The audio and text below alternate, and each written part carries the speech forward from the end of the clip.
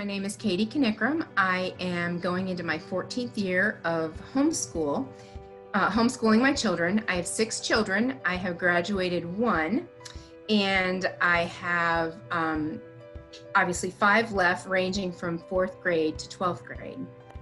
We're starting our 12th year. Oh, wow. So I have an 11th grader, a 9th grader, and a preschooler. I had taught school. I taught public school 5 years, private school 5 years. And then when our daughter came along, a neighbor asked us, were we going to do public or private? And I said, I'm thinking home.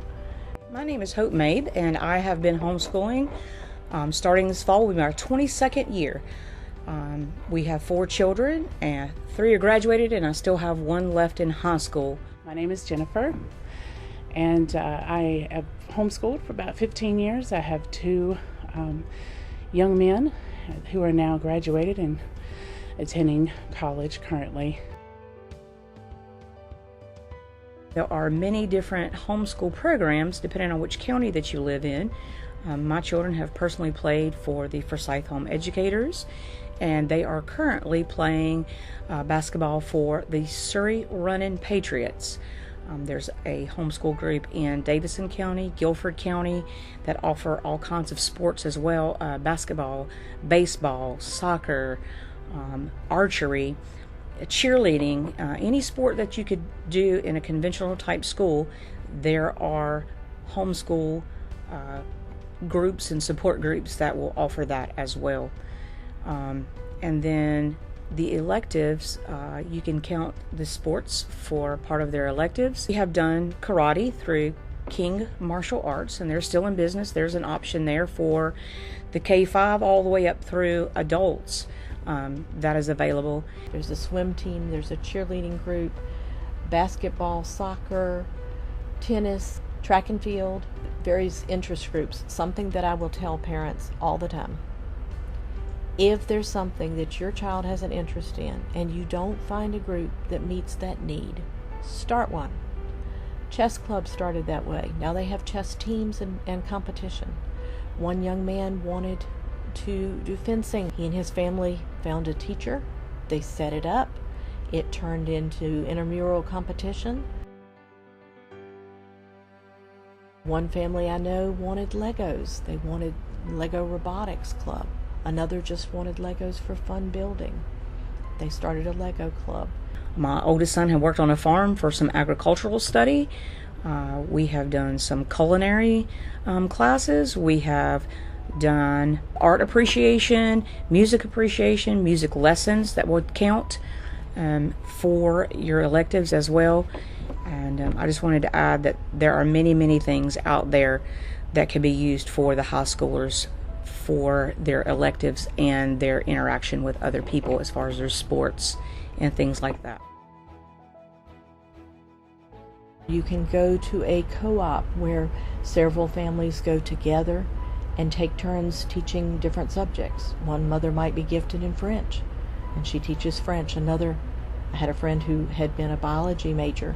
She did a lot of biology workshops, all kinds of different things. It's mind-boggling how many groups are out there. The thing for me that co-ops really provide is, number one, it's an ability to let the kids experience the classroom environment, because there's things in homeschool that it's just not going to be very effective, like public speaking. Labs is another example. My children have gotten to experience a lot, because of co-op. They've been able to participate in a bell choir, or they've been able to do wood carving and crocheting and art. I'm not buying art supplies. You don't want me teaching art. If you go on to nche.org, we are considered Region 3.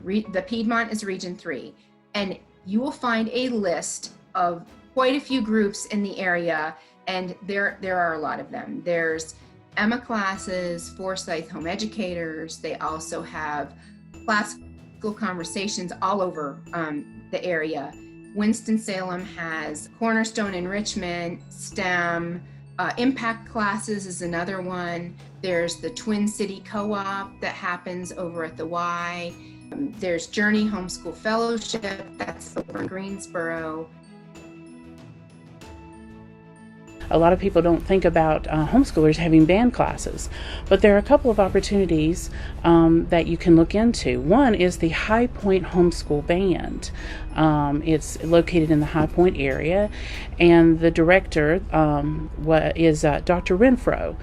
It's a very good opportunity. Another opportunity, if you would like for your child to learn a band instrument, is they have free beginning band classes at Home Moravian Church in the basement on Tuesday evenings. They have a beginning band, and then they have 2 other advanced bands that they can kind of transition into. And it's not just for homeschoolers, that could actually be for parents.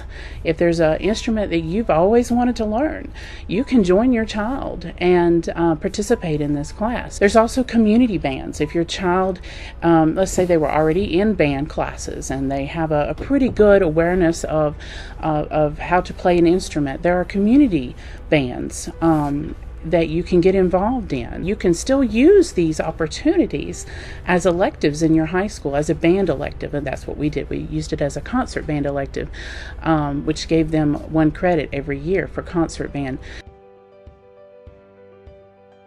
A lot of resources. There's a lot of parent groups. There's Orton Gillingham tutors. There's parents of dyslexics where, if you qualify, there's companies out there that you can receive books on tape, where you can get the entire, textbooks. Now it depends, it depends how current, and it's not every single tape that has been read, or there's a lot of resources. Right now, with a plethora of homeschool groups on Facebook, you can ask about most anything. I will suggest give a little bit about you. I have a student who's 15 and has a learning disability. What curriculum would you suggest? Give an idea so people can help you with it. Same thing here. I would suggest finding support groups. I know Stokes has some, Surrey has some. Forsyth Home Educators, that's a Christian group. Some people don't want to find a Christian group. There's unschoolers group, there's secular groups. Just keep looking till you find a group you fit in. Find you a good support group. They have field trips and they have mom's night outs and all kinds of really amazing things in these support groups to help you as a homeschooling parent. One group that I am aware of is called High Point Home Educators, and they have some different classes and some different support opportunities for those that live in the High Point area. One group at Davidson County would be Central Carolina Home Educators, and these are groups that have support opportunities, they have resources, sometimes they have classes, field trips, all kind of opportunities for you as a homeschool if you live in those areas.